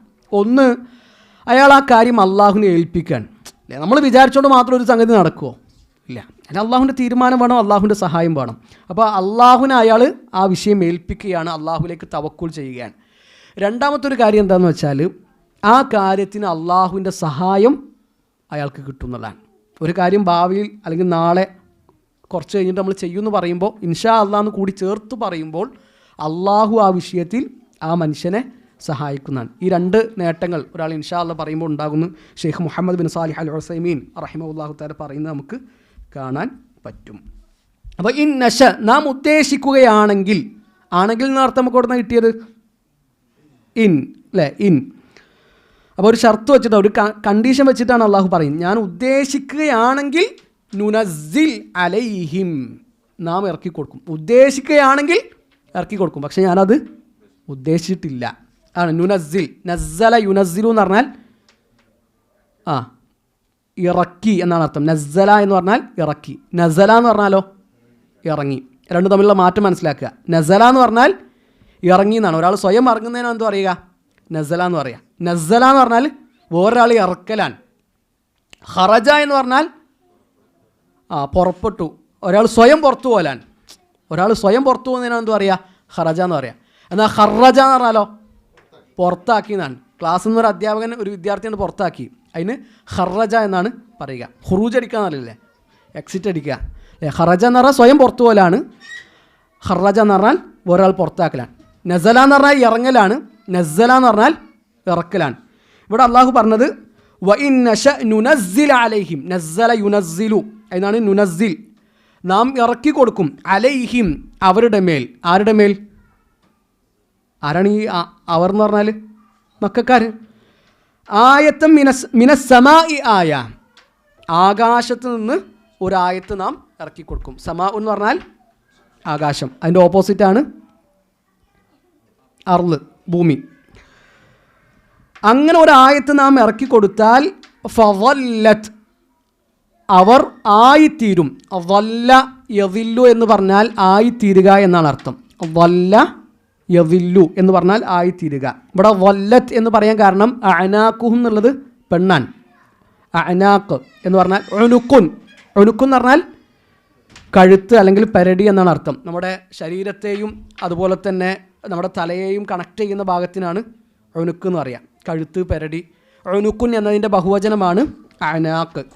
അപ്പോൾ നാം അങ്ങനെ ആകാശത്തു നിന്ന് ഒരു ആയത്ത് ഇറക്കി കൊടുക്കുകയാണെങ്കിൽ ഫവല്ലത്ത് അനാക്കുഹും, അവരുടെ പിരടികളാകുന്നതാണ് ലഹ, ആ ആയത്തിന് ഖാദിഈൻ. ഖദഅ എന്ന് പറഞ്ഞാൽ വിധേയമാവുക, താഴ്മ കാണിക്കുക എന്നൊക്കെയാണ് അർത്ഥം. ഖാദിഉൻ എന്ന് പറഞ്ഞാൽ വിധേയമാകുന്നവൻ. ആ ഖാദിഉൻ എന്നതിൻ്റെ ബഹുവചനമാണ് ഖാദിഊൻ, വിധേയമാകുന്നവരാകും. അപ്പോൾ ആയത്തിന് മൊത്തത്തിലൊരു അർത്ഥം നോക്കുക. നാം വിചാരിക്കുകയാണെങ്കിൽ നാം ആകാശത്ത് നിന്ന് ഒരായത്ത് അവർക്ക് ഇറക്കി കൊടുക്കും. ആ ആയത്ത് ഇറങ്ങിക്കഴിഞ്ഞാൽ തീർച്ചയായിട്ടും അവർ വിശ്വസിക്കും. ഉറപ്പായിട്ട് അവരെന്ത് ചെയ്യും? കീഴൊതുങ്ങും. അങ്ങനത്തെ ആയത്ത് ഇറക്കാൻ എനിക്ക് കഴിയും, പക്ഷെ ഞാൻ അങ്ങനെ ഇറക്കാൻ ഉദ്ദേശിച്ചിട്ടില്ല, ഞാൻ അങ്ങനെ ഇറക്കാൻ വിചാരിച്ചിട്ടില്ല. ഒരു സ്വയം കണ്ടറിഞ്ഞിട്ട് എന്ത് ചെയ്യണം? വിശ്വസിക്കണം. നിർബന്ധിച്ചിട്ട് ഒരാൾ കഴുത്ത് പിടിച്ചിട്ട് നീ മുസ്ലിം ആകണം എന്ന് പറഞ്ഞിട്ട് അങ്ങനെ മുസ്ലിം ആക്കേണ്ട ആവശ്യമില്ല. അല്ലെങ്കിൽ അവർ നിർബന്ധമായ നിലക്കും വിശ്വസിക്കേണ്ട നിലക്കുള്ള ഒരു ആയത്ത് ഇറക്കിയിട്ട് അവരെ ഇടങ്ങറാക്കിയിട്ട് മുസ്ലിം ആക്കേണ്ട ആവശ്യവും ഇല്ല. അതല്ല അള്ളാഹുവിൻ്റെ ഹിക്മത്ത്, അതല്ല അള്ളാഹു തീരുമാനിച്ചിട്ടുള്ളത്. അവർക്ക് വിശ്വസിക്കണമെങ്കിൽ അവരുടെ മുമ്പിൽ ഖുർആനുണ്ട്. വിശ്വസിക്കണമെങ്കിൽ അവർക്ക് വേണ്ട തെളിവുകൾ ഈ ഗ്രന്ഥത്തിലുണ്ട്, അത് മതി അവർക്ക്. അതല്ലാത്ത ആയത്തുകൾ ഇറക്കാൻ അള്ളാഹു ഉദ്ദേശിക്കുന്നില്ല എന്നാണ് ഇവിടെ അള്ളാഹു പറയുന്നത്. മാത്രമല്ല, അങ്ങനെ ഒരാൾ നിർബന്ധിച്ച് ആ ഒരു സാഹചര്യത്തിൽ മുസ്ലിം ആകുന്നതിൽ എന്തില്ല, അർത്ഥമില്ല. അത് അയാളുടെ മേന്മയല്ലല്ലോ. അയാൾ കുടുങ്ങിയിട്ട് എന്ത് ചെയ്താണ്? മുസ്ലിം ആയതാണ്. അങ്ങനെ മുസ്ലിം ആയ ആളാണ് ആര്? എടങ്ങറായിട്ട് കുടുങ്ങിയിട്ട് മുസ്ലിം ആയ ആളാണ് ഫിറഔൻ. അവസാന ഘട്ടത്തിൽ ഒരു നിവർത്തിയില്ലാതെ ആയപ്പോഴാണ് ഫിറഔൻ എന്ത് ചെയ്തത്? ഇസ്ലാം സ്വീകരിച്ചു. ആ ഇസ്ലാം സ്വീകരണം കൊണ്ട് കാര്യമില്ല.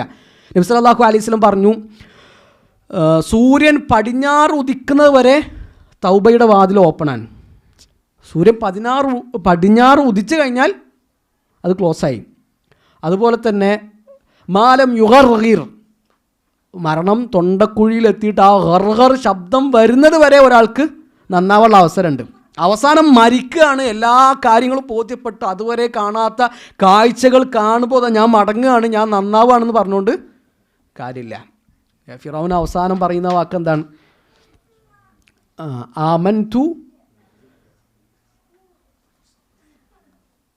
ആമൻതു ബില്ലദി ആമനത് ബിഹി ബനു ഇസ്രായേൽ. ബനു ഇസ്രായേലുകാർ വിശ്വസിച്ചവരിൽ ഞാനിതാ വിശ്വസിച്ചിരിക്കുന്നു. അപ്പോൾ അള്ളാഹു ചോദിക്കുന്നുണ്ട്, ആൽ ആൻ വഖദ് അസൈത ഖബൽ, ഇപ്പോഴാണോ നിനക്ക് സമയമായത്? അവിടെ ഫിറൗന് അവസാനം ലാ ഇലാഹ ഇല്ലല്ലാഹ് പറയുന്ന സമയത്ത് ഫിറൗൻ്റെ അരികിൽ ജിബ്രീൽ അലൈഹി സ്വലാം ഉണ്ട്. ജിബ്രീൽ അലൈഹി സ്വലാത്തു വസ്സലാം ആ അനുഭവം പിന്നീട് മുഹമ്മദ് റസൂലുള്ളാഹി സ്വല്ലല്ലാഹു അലൈഹി വസല്ലമയോട് പങ്കുവെക്കുകയാണ്. അപ്പോൾ ഫിറൗൻ ലാ ഇലാഹ ഇല്ലല്ലാഹ് പറഞ്ഞ സമയത്ത് ജിബ്രീൽ മണ്ണ് വാരിയിട്ട് ഫിറൗൻ്റെ വായ പൊത്തിയെന്നാണ്. എന്താണെന്നറിയുക? കാരണം അള്ളാഹു എങ്ങാനും ഫിറൗന് പുറത്തു കൊടുത്താലോ എന്ന് പേടിച്ചിട്ട്. സുബ്ഹാനല്ലാഹ്, അതാണ് നമ്മുടെ റബ്ബ് എന്ന് പറഞ്ഞാൽ. അല്ലെ, ഫിറൗന് പുറത്തു കൊടുക്കുന്ന ആരാ? ഫിറൗൻ. അന റബ്ബുക്കുമുൽ അഅല. ആ ഫിറൗന് അള്ളാഹു പുറത്തു കൊടുത്താലോ എന്ന് പേടിച്ചിട്ട് ഞാൻ ഫിറൗനിൻ്റെ വായ മണ്ണുകൊണ്ട് പൊത്തി എന്ന് ജിബ്രീൽ അലൈഹി സ്വലാത്തു വസ്സലാം അള്ളാഹുവിൻ്റെ റസൂൽ സല്ലല്ലാഹു അലൈഹി വസല്ലമയോട് പറയാൻ. നമുക്ക് ശരിക്കും നമ്മളെ റബ്ബിനെ ബോധ്യപ്പെട്ടിട്ടില്ല. ജിബ്രീൽ അലൈഹി സ്വലാത്തു വസ്സലാമക്ക് ബോധ്യപ്പെട്ട പോലെ നമുക്ക് ബോധ്യപ്പെട്ടിട്ടില്ലല്ലോ. അതുകൊണ്ടാണ് ജിബ്രീൽ അലൈഹി സ്വലാത്തു വസ്സലാം പറഞ്ഞത്, അള്ളാഹു എങ്ങനെ പുറത്തു കൊടുത്താലോ എന്ന് പേടിച്ചിട്ട് ഞാനത് ചെയ്തു എന്നുള്ളത്. അപ്പോൾ അള്ളാഹുവിനെ നമ്മൾ കൂടുതൽ അടുത്തറിയാൻ ശ്രമിക്കുക. അള്ളാഹുവിനെ അടുത്തറിയാനുള്ള മാർഗ്ഗങ്ങളാണ് അള്ളാഹുവിൻ്റെ ആയത്തുകൾ പഠിക്കുക എന്നുള്ളത്. അത് പ്രാപഞ്ചികമായ ആയത്തുകളായാലും ഖുർആനിലുള്ള ആയത്തുകളായാലും അതൊക്കെ അള്ളാഹുവിലേക്ക് അടുക്കാനുള്ള മാർഗ്ഗങ്ങളാണ്. ഓക്കെ,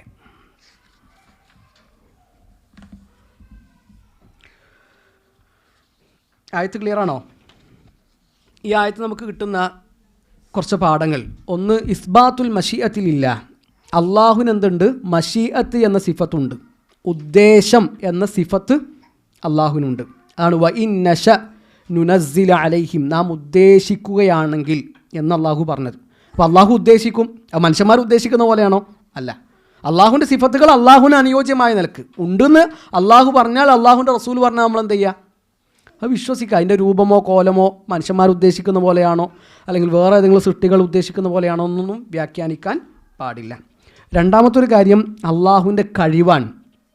അള്ളാഹു വിചാരിക്കുകയാണെങ്കിൽ ഒരായത്തിറക്കിയിട്ട് ലോകത്തുള്ള മുഴുവൻ മനുഷ്യരെയും ഈമാനുള്ളവരാക്കാൻ ആർക്ക് പറ്റും? അള്ളാഹുവിന് പറ്റും. അങ്ങനത്തെ ഒരു ആയത്തിറക്കാൻ കഴിവുള്ളവനാണ് നമ്മുടെ റബ്ബ്. വല്ലാഹു അലാ കുല്ലി ഷൈഇൻ ഖദീർ. വലൗ ശാഅ റബ്ബുക ലആമന മൻ ഫിൽ അർളി കുല്ലുഹും ജമീഅ അഫഅൻത തുക്രിഹു നാസ് ഹത്താ യകൂനു മുഅ്മിനീൻ. അള്ളാഹു ഉദ്ദേശിക്കുകയാണെങ്കിൽ ലോകത്തുള്ള മുഴുവൻ മനുഷ്യരെയും ഈമാനുള്ളവരാക്കാൻ അള്ളാഹുവിന് കഴിയും. പിന്നെന്തിനാണ് നിങ്ങൾ അവരെ ഈമാനുള്ളവരാക്കാൻ നിർബന്ധം ചെലുത്തുന്നത് എന്നാണ്.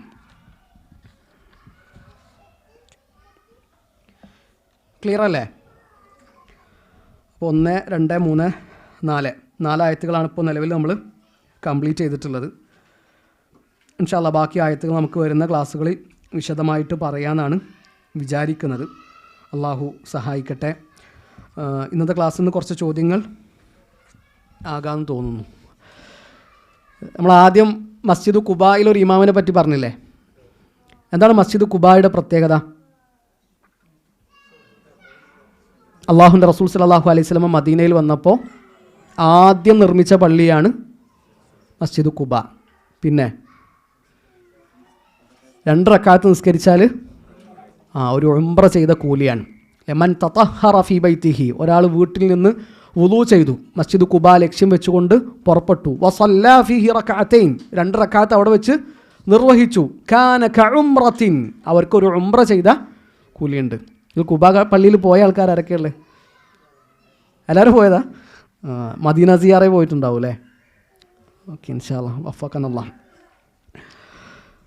പിന്നെ നബി സല്ലല്ലാഹു അലൈഹി വസല്ലം എല്ലാ ആഴ്ചയും ഖുബ പള്ളി സന്ദർശിച്ചിരുന്നു എന്നുള്ളതാണ്. അടുത്തൊരു മസ്അല, ഒരാൾക്ക് ഫാത്തിഹ ഓതിക്കഴിഞ്ഞാൽ ഫാത്തിഹയ്ക്ക് ശേഷം ഒറ്റ റക്അത്തിൽ തന്നെ ഒന്നിലധികം സൂറത്തുകൾ ഓതാൻ പറ്റുമോ? പറ്റും. മദ്ദലീൽ എന്താ? തെളിവെന്താ? ഈ സഹാബി ഓതിയിട്ടുണ്ടല്ലേ ആദ്യത്തെ റക്അത്തിൽ, അല്ലെങ്കിൽ ആദ്യം എന്ത് ചെയ്യും? സൂറത്തുൽ ഇഖ്ലാസ് ഓതും, പിന്നെ വേറെ സൂറത്തുകൾ ഓതും. അപ്പോൾ ഒറ്റ റക്അത്തിൽ തന്നെ എന്ത് ചെയ്യാൻ പറ്റും? ഒന്നിലധികം സൂറത്തുകൾ ഓതാൻ പറ്റും. നമ്മൾ കഴിഞ്ഞ ക്ലാസ്സിൽ അതിനൊരു തെളിവ് പറഞ്ഞിട്ടുണ്ട്. എന്താ? നബി സല്ലല്ലാഹു അലൈഹി വസല്ലം നിസ്കരിച്ച സമയത്ത് ഒറ്റ റക്അത്തിൽ തന്നെ ബഖറയും ആൽ ഇംറാനും നിസാവും ഓതി എന്നുള്ളത്. ഓക്കെ. ഇനി ഒരാൾ ഒന്നും ഓതിയില്ല, ഫാത്തിഹ ഓതി, അയാൾ നേരെ റുക്കു ചെയ്തു, അയാൾ നിസ്കാരം ശരിയാവോ? ശരിയാവും. ഫാത്തിഹയ്ക്ക് ശേഷം ഒരു സൂറത്ത് ഓതുക എന്നുള്ളത് സുന്നത്താണ്, നിർബന്ധമല്ല. ഖുർആനിൽ നിർബന്ധമായിട്ട് ഓതേണ്ട ഒരേ ഒരു സൂറത്തേ ഉള്ളൂ. അതേതാണ്? സൂറത്തുൽ ഫാത്തിഹയാണ്. ലാ സ്വലാത്ത ലിമൻ ലം യഖറ ബി ഫാത്തിഹത്തിൽ കിതാബ്, ഫാത്തിഹ ഓതാത്തവന് നിസ്കാരമില്ല എന്ന് അല്ലാഹുവിൻ്റെ റസൂൽ സല്ലല്ലാഹു അലൈഹി വസല്ലമ പറഞ്ഞു. ഓക്കെ. സൂറത്തുൽ ഇഖ്ലാസിൻ്റെ ഒരു പ്രത്യേകത കൂടിയാണ്, ഇന്നഹ തഅദിലു സുലുസൽ ഖുർആൻ, ഖുർആൻ്റെ 1/3 തുല്യമാണ് സൂറത്തുൽ ഇഖ്ലാസ്. ഒരാൾ സൂറത്തുൽ ഇഖ്ലാസ് ഒരു തവണ ഓതിയാൽ ഖുർആൻ്റെ 1/3 ഓതിയ കൂലി ആ മനുഷ്യനുണ്ടാകും.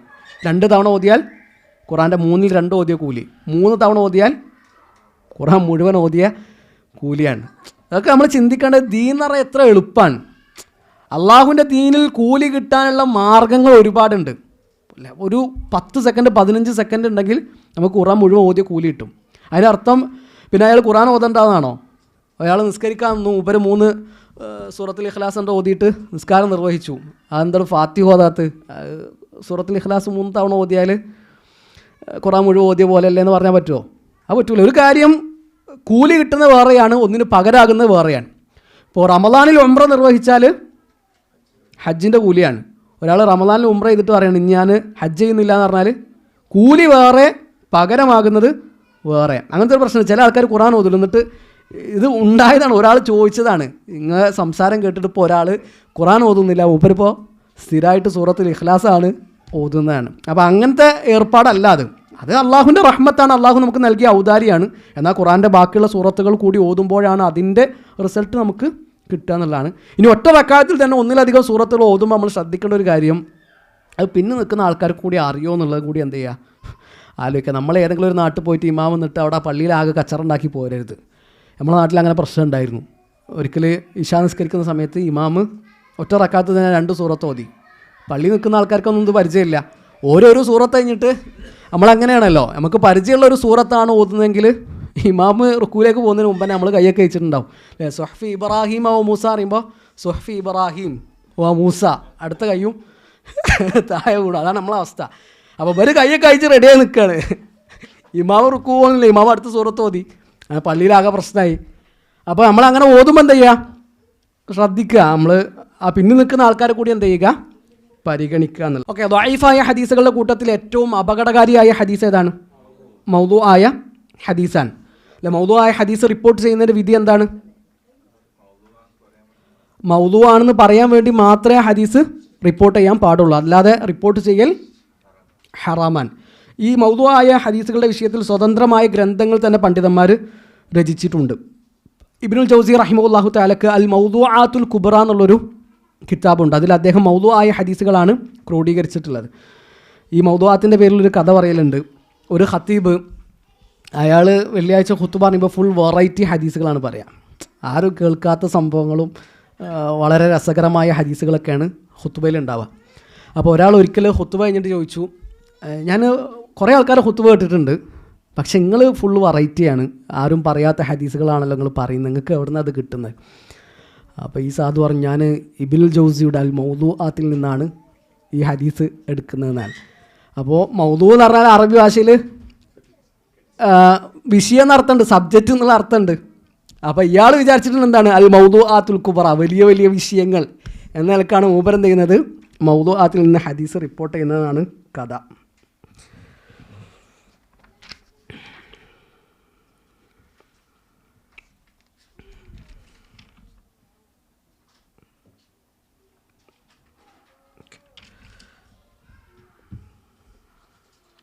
എന്താണ് നസലയും നസ്സലയും തമ്മിലുള്ള മാറ്റം?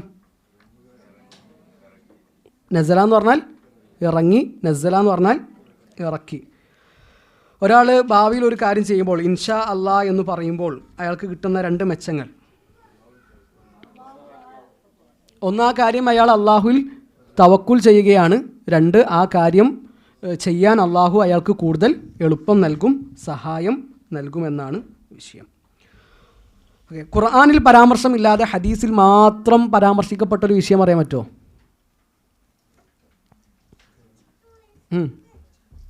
മസീഹു അദ്ദജ്ജാൽ, ഏറ്റവും വലിയ ഫിത്നയായ മസീഹു ദജ്ജാലിനെ പറ്റിയ ഒരു പരാമർശം ഇവിടെ ഇല്ല, ഖുർആനിലില്ല.